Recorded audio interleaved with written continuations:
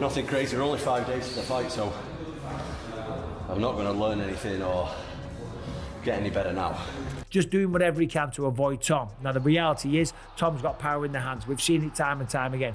Knocked out Ciryl Gane, knocked out Curtis Blades. The man's the best finisher in all of mixed martial arts. With UFC 321 just a few days away, the atmosphere in Abu Dhabi is filled with excitement and anticipation. Tom Aspinall's grand arrival has captured the attention of fight fans around the world as the heavyweight division prepares for one of its most important title battles. I feel a lot better today, and let's go and do some training. Experts across the mixed martial arts world, including Michael Bisping, the MMA guru, Joy Beltran, and Dan Hardy, have shared divided opinions on the fight. On October 25th in Abu Dhabi, Tom Aspinall and Ciryl Gane will clash for heavyweight supremacy in a showdown defined by preparation, power, and expert predictions. It's as simple as that. His fights have never gone past the second round in the UFC, and one crack is all it takes, and one opportunity on the ground is all it takes. And we know that Tom Aspinall has lost a lot of weight coming into this one. I forget what the percentage was, but just recently it showed that his body fat percentage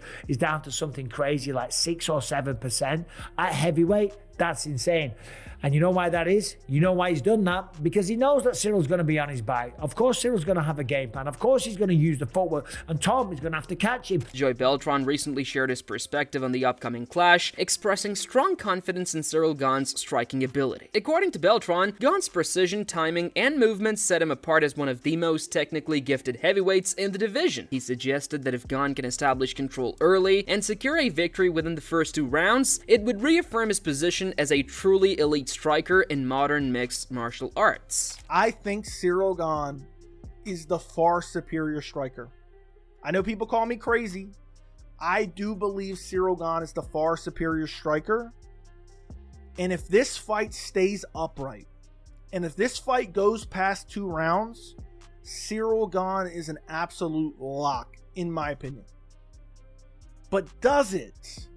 Does it? I think I feel like people misrepresent my view on Tom Aspinall, because I have said Tom Aspinall is arguably the most overrated fighter on the roster. Joy Beltran acknowledged Tom Aspinall's talent and athleticism, but cautioned that the hype around him may have grown too quickly. He believes Aspinall must prove himself against a skilled and tactical opponent like Ciryl Gane. Still, Beltran noted that Aspinall's explosive power and speed could change everything, as his ability to mix movement with heavy, accurate strikes might disrupt Gane's rhythm and expose defensive gaps. For Beltran, this fight will test whether Aspinall can use those advantages to overcome Gane's composed, technical style. I don't trust Aspinall's cardio.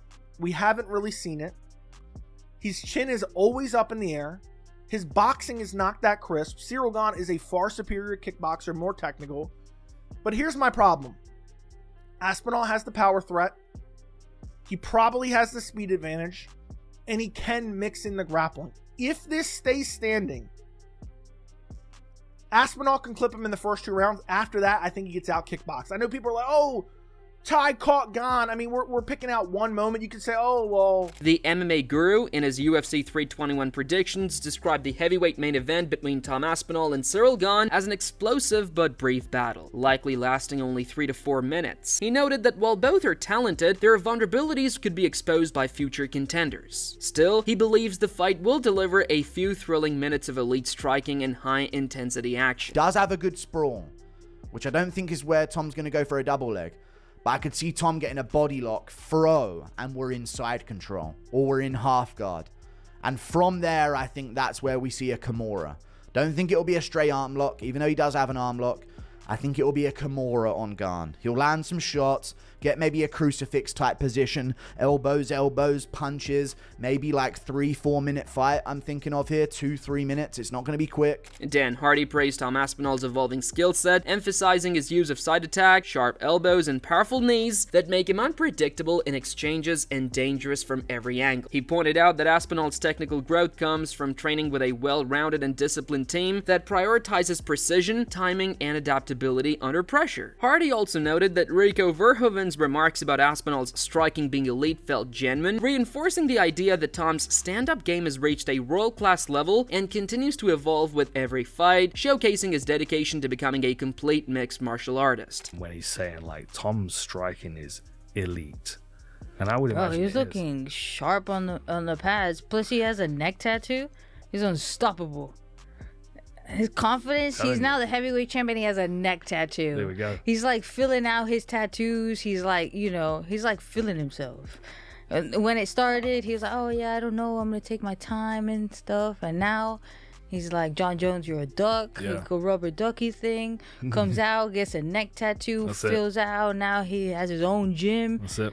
Dan Hardy criticized Ciryl Gane's decision-making in past fights, especially his unnecessary heel hook attempt against Alexander Volkov. He argued that the move exposed gaps in Gane's tactical awareness and composure, qualities vital against an explosive opponent like Tom Aspinall. Hardy warned that even a brief lapse in focus could be costly, emphasizing that Gane must display sharper judgment, stronger defense, and complete discipline to survive Aspinall's relentless speed, precision, and pressure throughout every exchange inside the octagon, where mistakes are rarely forgiven.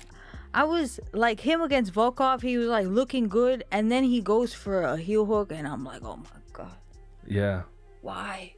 Why'd you do that? I even If thought that when works, Marcus Davis did it to like, me. if that works in the remember him anytime dropping back and anybody being does like, that to me, "What'd I'm you do that like, for, thank bro?" you. I will get up and I will punch you. Yeah, What did you terrible do? idea. But it's just the fact that, like, sometimes, let's say it works in the gym, right? Let's say he subs everybody.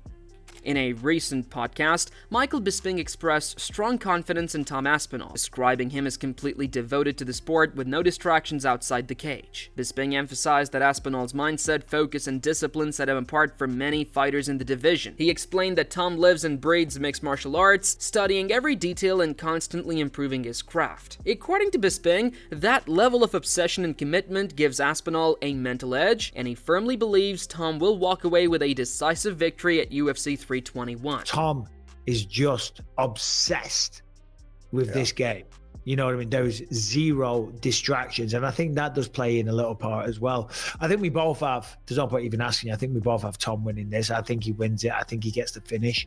The question is, if we look at the UFC rankings, is Tom Aspinall at this point a top 5 heavyweight great?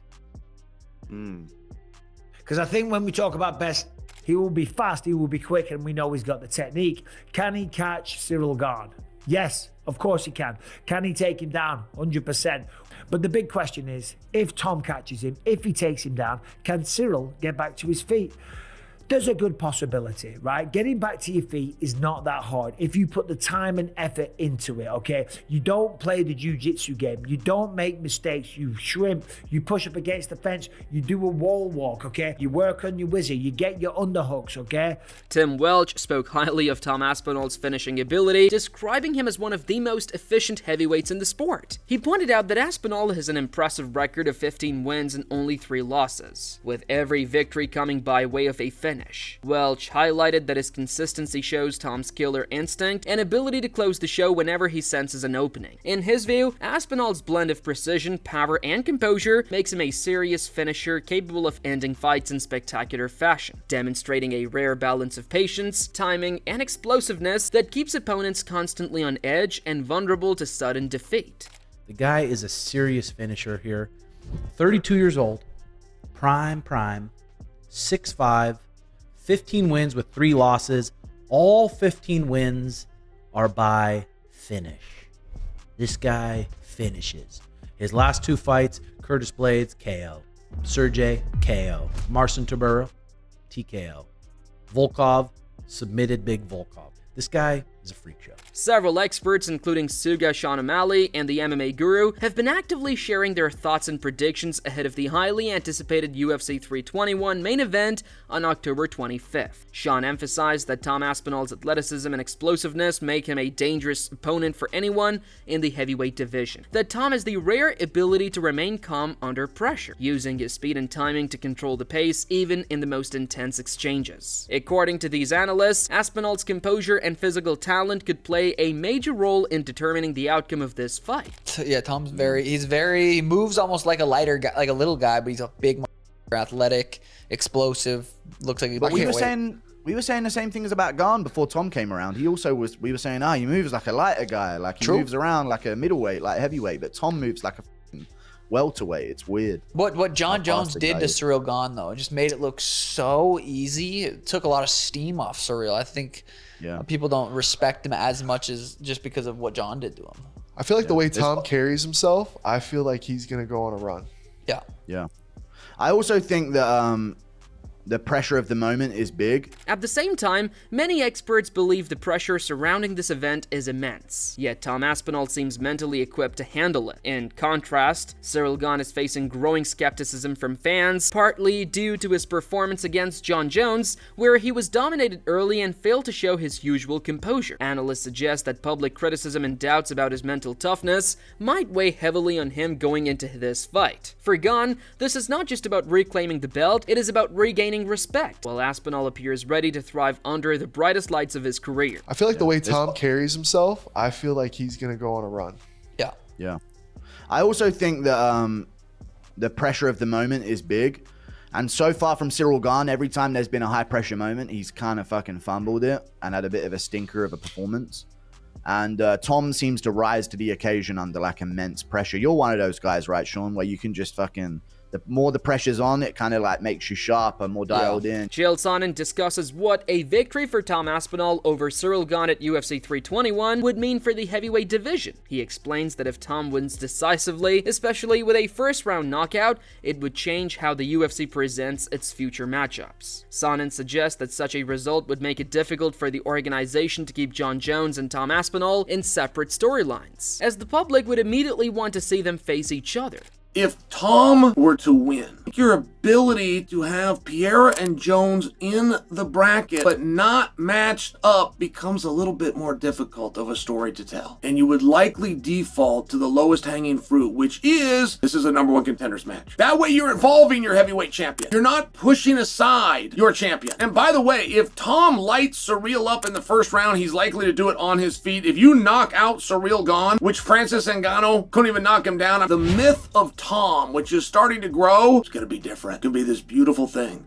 Chael adds that if Aspinall manages to defeat Ciryl Gane on his feet, achieving something that even Francis Ngannou could not, it would significantly elevate his reputation. Sonnen describes this moment as the beginning of a powerful narrative surrounding Aspinall, transforming him from a respected champion into a true phenomenon within the sport. The anticipation for UFC 321 is at its peak as excitement spreads worldwide. Fans in Abu Dhabi and beyond eagerly await the clash between two of the best heavyweights in the world. Every interview, stare down, and training clip has fueled the hype, with social media and podcasts buzzing in anticipation of how this epic showdown will unfold.